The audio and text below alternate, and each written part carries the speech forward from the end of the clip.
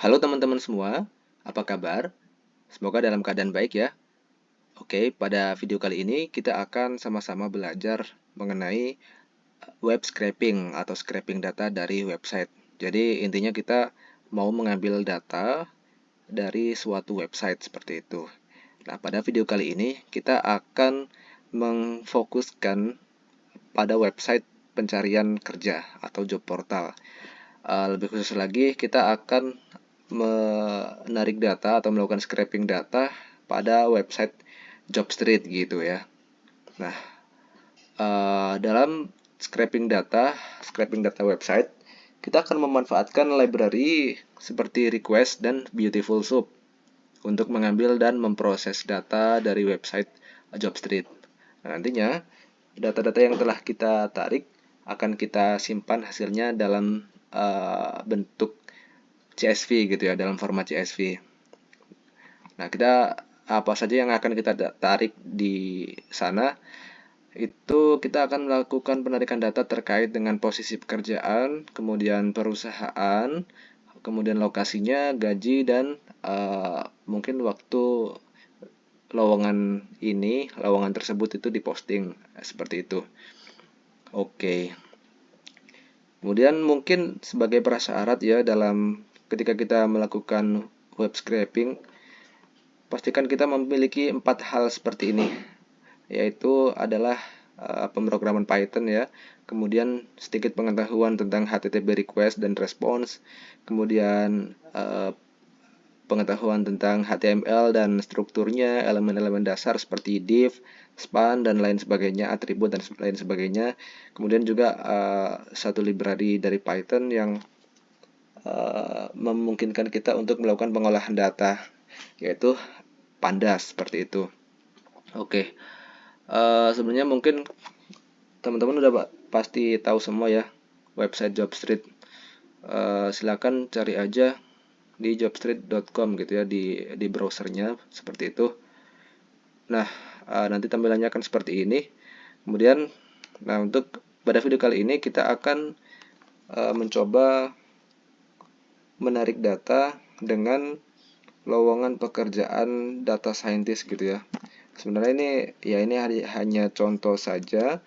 Ini bisa berlaku untuk semua jenis lowongan sama aja gitu ya. Ini karena ini sebagai contoh aja, saya contohkan untuk lowongan data scientist gitu ya. Nah, kita coba cari lowongannya seperti ini dan klik. Nah, nanti akan tampilannya akan seperti ini ya. Ini adalah daftar lowongan pekerjaannya yang ada di Jobstreet seperti itu. Nah, ini nanti adalah data-data yang akan kita ambil, yang akan kita tarik datanya gitu ya. Nanti akan kita simpan seperti posisi pekerjaannya, kemudian perusahaannya, kemudian lokasi, kemudian mungkin gajinya gitu ya. Ada beberapa kotak job yang memang tidak mencantumkan informasi gaji. Nah, tapi ada juga yang beberapa yang mencantumkan gitu ya. Jadi nanti akan kita tarik informasi gajinya, kemudian untuk informasi tambahannya ini mungkin kita tidak terlalu perlu gitu ya, karena ini ya bisa aja kita ambil, tapi dalam video kali ini mungkin tidak kita ikutkan. Nah, sebagai intinya kita tambahin nanti satu kolom untuk waktu job informasi lowongan ini atau iklan lowongan ini diposting seperti itu. Seperti ini kan 9 hari yang lalu, ini 14 hari yang lalu, seperti itu ya. Oke, seperti itu ya. Nah, ini kita bisa urutkan berdasarkan relevansi ataupun tanggal ya. Mungkin kita bisa atur sebagai tanggal ya, karena memang biar kita tahu ada lowongan yang paling baru itu apa gitu. Jadi kita tampilan informasi lowongannya akan berdasarkan tanggal, berdasarkan yang paling baru ke yang paling lama seperti itu. Oke, kita balik ke notebooknya. Nah, oke, kita udah bisa mulai nih ya. Nah, ini kemudian kita langkah pertama yaitu melakukan import library yang diperlukan, seperti itu ya. Nah, yang kita butuhkan sebenarnya ada 3 sih yang paling utama itu ya. Yang pertama yaitu Pandas, library Pandas untuk mengolah data, kemudian request, kemudian Beautiful Soup, library Beautiful Soup dari BS4. Apabila teman-teman ketika melakukan importing library request ataupun Beautiful Soup tidak bisa, error gitu ya, mungkin bisa dilakukan instalasi terlebih dahulu library-nya. Seperti biasa instalasinya pip install request ataupun pip install BS4 seperti itu. Atau mungkin kalau ragu bisa dicari aja di Google gitu ya, instalasi library request ataupun instalasi library Beautiful Soup seperti itu. Nah, request itu library untuk apa? Ya, request itu digunakan untuk kita mengirimkan permintaan HTTP dan mengambil konten halaman web. Nah, Beautiful Soup itu untuk memproses HTML dari halaman web agar lebih mudah diambil datanya. Nah, Pandas ini seperti yang saya bilang tadi, kita akan butuh ini buat mengolah data-data informasi yang telah kita ambil, yang telah kita scrap gitu, ke dalam format table atau data frame. Nah, nanti kita akan simpan ke dalam CSV seperti itu. Oke, setelah kita mengimpor library-nya, kita definisikan nih URL-nya. Nah, ini kita buat sebuah variabel gitu ya, isinya adalah link. Link apa? Ya, link yang akan kita tarik datanya seperti itu. Kalau dalam hal ini ya berarti yang di sini ya. Nah, ini link halaman ini yang akan kita ambil, yang kita pilih. Karena memang di sini kan data-datanya yang akan kita ambil ya ada di link ini. Berarti link ini yang akan kita ambil. Nah, kita masukkan ke dalam variabel URL seperti ini ya.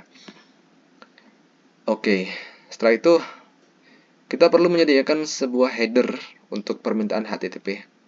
Nah, ini kenapa kita butuh header? Karena header ini sederhananya ketika kita melakukan sebuah aktivitas scraping data gitu ya, kan kita bekerja di balik layar gitu. Nah, agar apa yang kita kerjakan itu, scraping data ini tetap terlihat seperti browser biasa gitu ya. Nah, makanya ini header itu berfungsinya seperti itu, agar dia membuat seolah-olah kita itu membuka link ini, link dari URL ini tuh berasal dari browser biasa. Jadi seperti normalnya orang melakukan browsing gitu ya di Google Chrome-nya seperti itu. Bukan seperti bot atau robot gitu ya. Jadi header ini fungsinya itu. Header ini di sini adalah sebuah dictionary yang mana key-nya adalah user agent. User agent ini adalah informasi tentang browser yang digunakan. Nah, dengan menyediakan user agent, kita bisa memberitahu server bahwa permintaan berasal dari browser tertentu. Nah, dalam hal ini kita menggunakan Google Chrome ya. Nah, ini susunannya untuk value-nya Mozilla ini wajib ya, Mozilla, kemudian sistem operasi yang kita gunakan, terus apakah kita Windows 64 atau yang satunya itu 32 bit. Karena di laptop saya adalah 64 bit, maka seperti ini tulisannya. Kemudian ini renderingnya dari Chrome, terus ini adalah version dari Google Chrome saya seperti itu. Nah, ini kalian bisa sesuaikan apakah menggunakan Chrome ataupun browser yang lain seperti itu, atau Firefox dan sebagainya seperti itu ya. Oke, seperti itu. Kemudian saatnya kita melakukan pengiriman permintaan HTTP. URL kita sudah jadi, header juga sudah siap. Kita selanjutnya adalah melakukan request atau permintaan HTTP.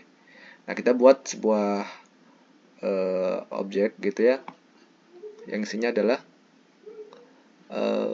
request.session, kemudian s.headers.update.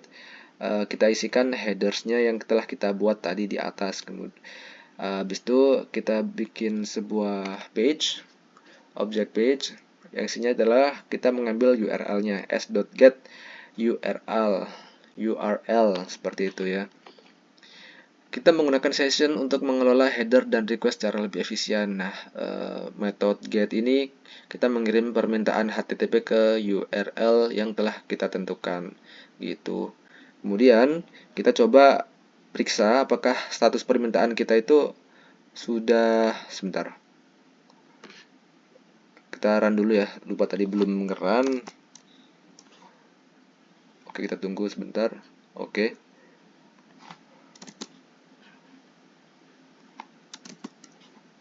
Nah, oke. Nah, balik lagi, kita perlu memeriksa. Sebenarnya ini nggak perlu juga sih. Maksudnya bukan suatu hal yang mengharuskan gitu, tapi alangkah baiknya kita bisa periksa dulu apakah status permintaan kita itu sukses atau tidak. Kalau sukses berarti kita bisa lanjut ke langkah selanjutnya gitu. Kalau misalkan gagal, berarti ada yang salah gitu. Jadi kita coba periksa. Kalau kita uh, request kita itu berhasil, nanti kodenya adalah 200 seperti itu. Nah, kita bikin kodenya untuk memeriksa if else biasa. Ketika page status code dari page-nya itu adalah 200 sama dengan 200, maka print request berhasil. Kalau tidak, request gagal. Dengan kode status, nanti akan muncul kode statusnya seperti apa gitu. Nah, ini setelah kita run ternyata requestnya berhasil ya, berarti permintaan kita tuh disetujui sama servernya seperti itu. Status code memberikan informasi status dari HTTP response. Nah, seperti yang tadi saya bilang, jika statusnya 200 berarti permintaan itu berhasil. Jika bukan 200 bisa jadi ada masalah seperti 404 not found atau 403 forbidden gitu. Tanda permintaannya itu berhasil itu biasanya 200 gitu ya. Kalau 404 berarti halaman tidak ditemukan. Kalau 403 berarti akses kita ditolak. Nah gitu. Jadi kita harus cek lagi URL yang akan kita request gitu. Oke, setelah itu barulah kita memproses HTML dengan Beautiful Soup gitu ya. Nah, HTML ini kita balik lagi ke websitenya. Kalau kita melihat sebuah website itu pasti di belakangnya adalah kumpulan dari kode-kode HTML ya umumnya ya, yang bisa kita lihat itu adalah struktur HTML-nya gitu ya, yang paling untuk scraping data ini. Caranya gimana? Kita bisa lakukan klik kanan, kemudian kita klik inspect. Nah, ini kita bisa lihat elemen-elemen dari sebuah website seperti itu ya. Nah seperti ini. Nah, nanti seperti tadi yang saya bilang di awal, kita perlu mengetahui struktur-struktur dasar dari HTML gitu ya. Apa itu tag-tagnya, div, span, terus kelas, atributnya seperti apa gitu ya. Nah ini untuk melakukan sebuah web scraping, pertama-tama kalau dari saya pribadi itu mengibaratkan seperti kita melakukan pengambilan barang dari sebuah tas gitu ya. Kita melakukan pengambilan barang dari sebuah tas gitu. Nah, kalau kita lihat di sini di dalam tampilan website ini, kita akan membutuhkan semua informasi yang ada di kotak ini ya. Semua informasi ini ke bawah terus semuanya sampai bawah gini ya. Nah, pertama-tama kita coba lihat dulu elemennya yang mewakili itu apa gitu ya. Kita bisa klik aja di sini pojok kiri atas ini untuk kita bisa langsung menunjuk mana elemen yang menunjukkan ini gitu. Nah, misalkan kita membutuhkan ini ya. Nah, kita bisa lihat di sini elemen ini tuh adalah ini. Nah, kita bisa lihat gitu ya di bawahnya. Nah, untuk informasi mengenai data analis PT Gunung Sari Indonesia, posisi dan perusahaannya itu berarti ada di sini. Kemudian untuk yang ini Medan Sumatera, gaji dan keterangannya ini ada di HTML struktur yang ini seperti itu. Nah, nanti kita akan butuhkan informasi tag maupun kelasnya ataupun data atribut HTML-nya untuk kita lakukan ambil datanya seperti itu. Nah, seperti yang tadi saya bilang, analoginya adalah ketika seperti kita mengambil barang di dalam sebuah tas gitu. Nah, pertama-tama kita perlu tahu yang mana yang merupakan tasnya gitu ya. Tas di sini adalah sebuah HTML, struktur HTML yang mencakup semua ini, semua kotak-kotak ini. Kita ibaratkan gini, seluruh kotak dari atas ini ke bawah ini, ke bawah terus di sana, itu berada di dalam sebuah tas. Nah, pertama-tama kita harus temukan dulu yang mana tasnya gitu ya. Nah, seperti ini.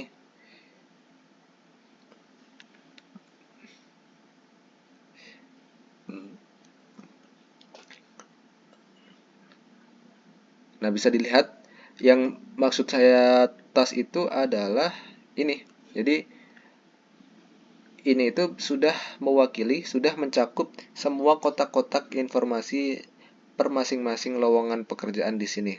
Jadi kalau kita arahkan ke sini, dia akan ininya akan ke bawah gitu ya. Coba kita zoom out biar kelihatan. Nah, ini kan, ini yang tadi maksud saya itu adalah sebuah tas gitu. Jadi kita butuh ini, kita ambil tasnya dulu, baru nanti kita mulai masuk ke setiap kantongnya buat ngambil informasi barang-barang yang ada di kantongnya seperti itu. Nah, yang penting kita udah mengambil tasnya ini ya. Nah, sekarang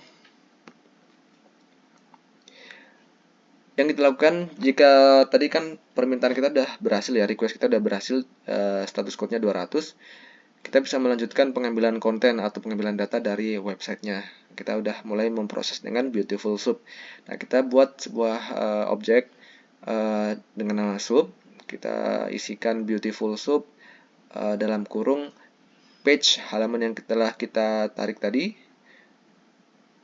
dan teksnya, kita ambil teksnya, page.text, dan kita kasih atribut LXML seperti ini.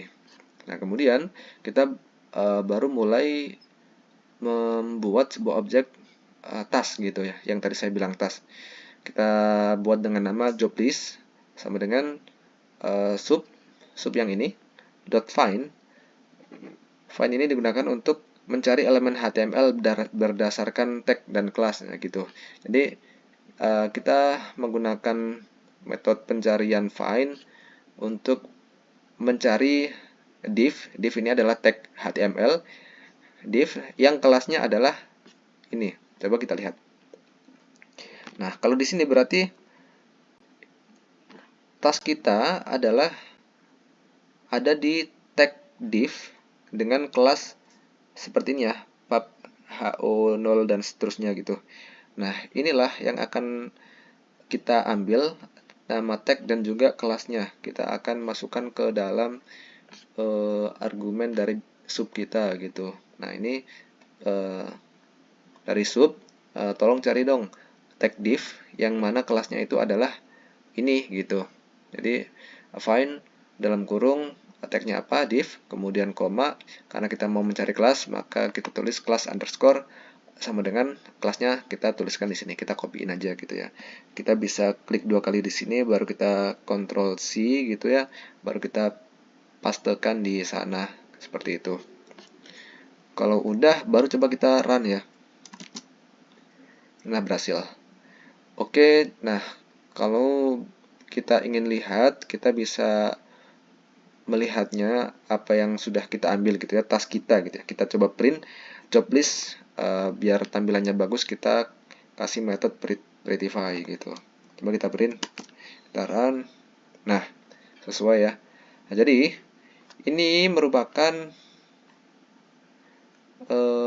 semua struktur HTML yang merupakan tas kita gitu tadi. Nah, kalau bisa dilihat ini udah panjang banget ke bawah karena memang ya sudah mencakup banyak hal gitu ya di sini. Maka banyak sekali informasi yang ada di sini. Nah, tapi kita tidak akan membutuhkan semua ini. Kita hanya butuh beberapa informasi dari tas ini. yang mana kita nanti akan ambilnya dan menyesuaikannya gitu ya.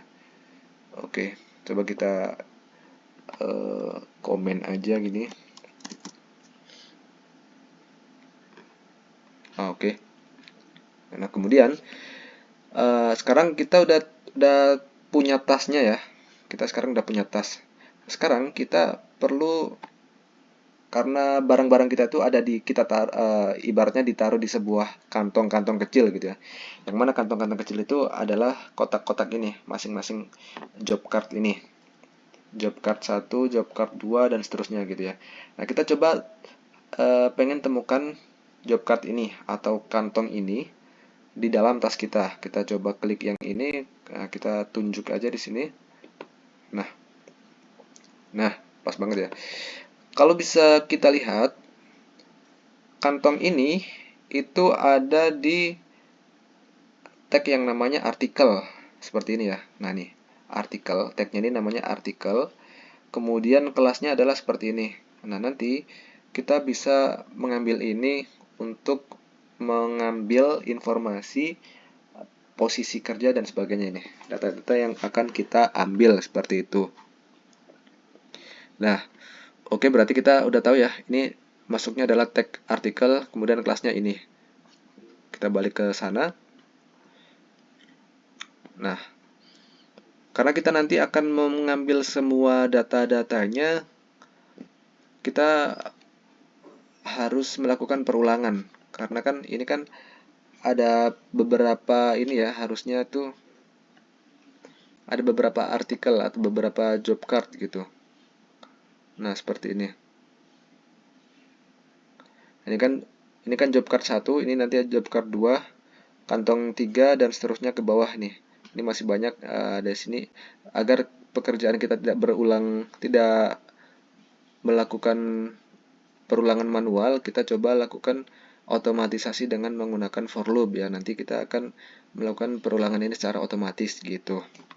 Nah, kita coba lihat dulu di dalam kantong pertama ini, di tag artikel ini, kita coba cari tahu di posisi. Untuk posisi tulisan data analis ini ada di mana gitu ya. Kita cari lagi. Ini bukan. Oh, sepertinya di sini ya. Nah, ini bukan. Masih ke dalam lagi. Nah, ini. Nah, ini. Terus.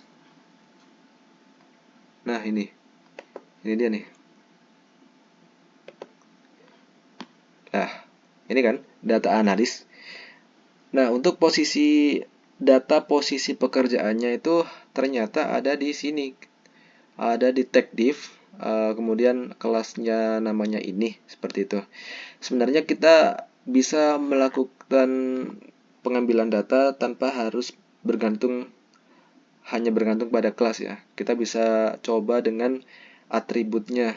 Misalkan kita bisa menggunakan nanti data automation job title ini sebagai argumen untuk kita mengambil data posisi pekerjaan gitu. Nah, untuk data ini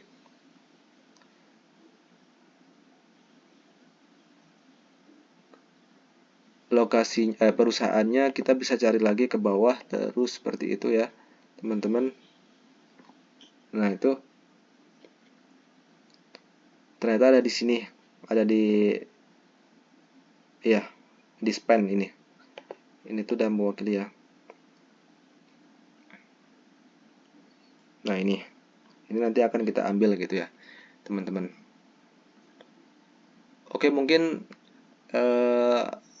untuk part yang pertama ini kita akhiri sampai di sini saja. Kita akan lanjut di part 2. Terima kasih.